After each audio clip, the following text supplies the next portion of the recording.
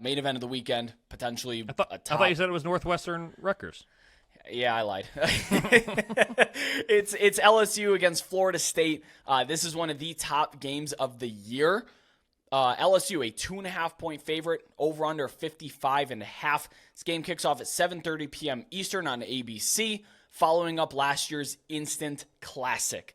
Instant Classic toward the end because of a little bit of incompetence, believe it or not, between these two absolute titans. Big note, LSU's Mason Smith will not play in this game. He was suspended because something with autographs, and it was before the NIL technically took effect. Like I said, the benevolent, student forward-thinking NCAA strikes again. Mason Smith actually missed a good part of this game last year because he tore his ACL celebrating too.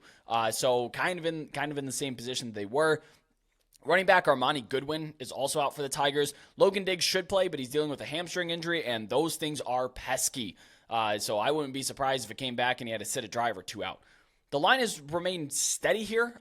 This is one of these lines that I'm not super excited to bet into because they are so darn sharp. When you're talking about these teams, blockbuster, such a high-profile matchup, this line is as sharp as an NFL line. That's why I'm not really excited to dive into it. You look at the other ones, FCS lines, even that move 10 points, because they're fluid, they're market-driven, they're market-reliant. There's a lot of data on these two teams playing here, so you're betting into a very, very strong market. The over-under did fall from 58.5 to 55.5 over the course of the preseason. Like I said, I'm not playing either side, especially at this point, because of how unchanged and mature that this line is. It was one of the first that was released back in, I think, March. I think is when they put these out.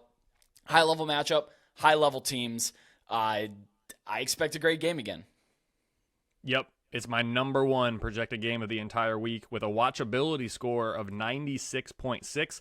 This is projecting as one of the top 5 games of the entire 2023 regular season, as you mentioned there, Brett. So I cannot wait for this one. It is the one we've been waiting on. You said the first lines came out in March. I believe it. I mean, that's how excited people are and have been for this game. Last year's game was a classic 24-23 nail-biter in the Superdome in New Orleans. LSU's got this revenge game. There's so much here. Both these teams are aspiring to make their conference championship games, to win their conference, to make the CFP. Expectations are sky high at both of these programs. Probably the highest it's been at Florida State in maybe a decade.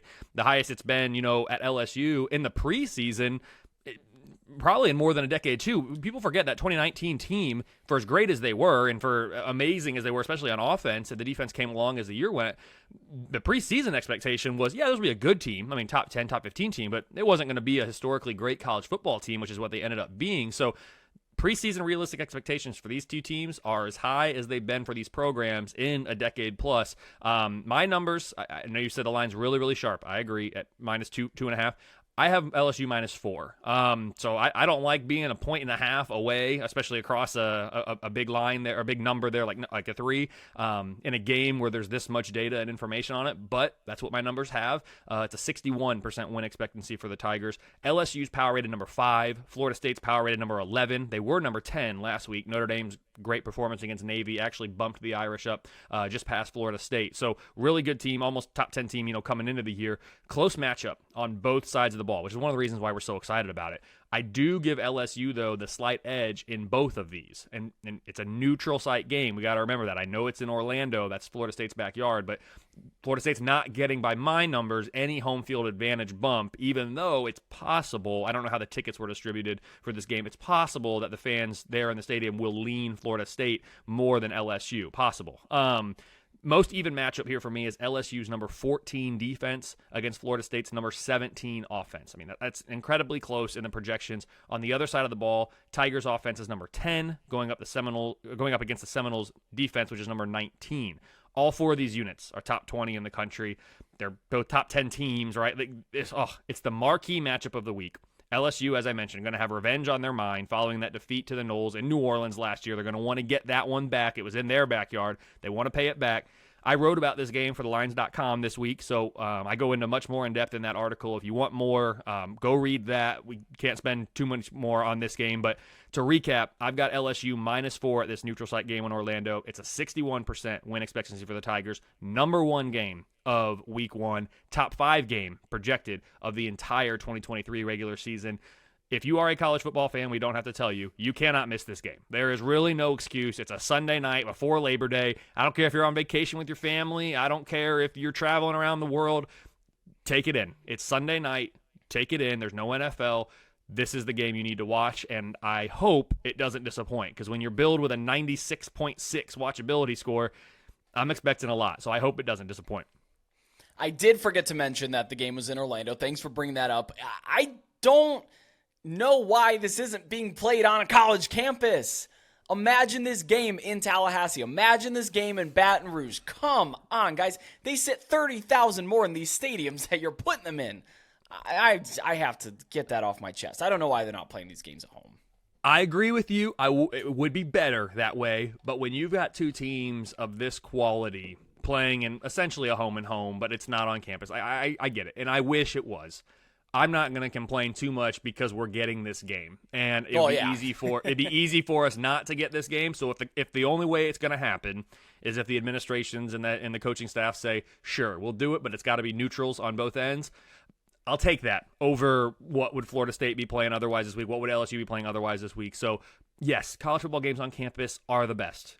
There's 3 games that I think belong at a neutral site. It's the Red River Shootout, it's the world's largest outdoor cocktail party, Georgia, Florida, and it's the Army-Navy game. Those are the 3 games that I get it. Let's put them at a neutral site. Any other game in the regular season should be on campus, but I won't complain about this one. I'm excited. And in Orlando, there may be some concerns. Major Hurricane Idalia just ripped through the Panhandle of Florida, Tallahassee included. It did bring torrential rain and winds and stuff to Orlando. The weather's going to be clear by the time Sunday rolls around. There's going to be no expected weather impacts to this game as of the time we're recording here, so we don't have to worry about that. I do make LSU a 4-point favorite.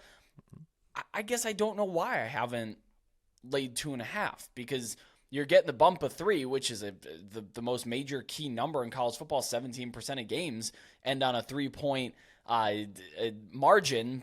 I don't know.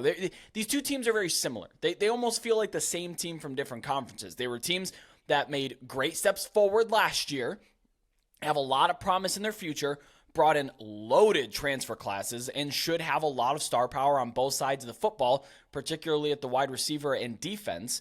It's an evenly matched game here. Maybe I'm not going to bet it just for the sake of being able to sit down and objectively enjoy this game and not have to root for one side or the other or something to happen. Maybe that's the way I'll handle it. But it doesn't get bigger than this. It might not get bigger than this next week. There are some pretty good games on next week, though.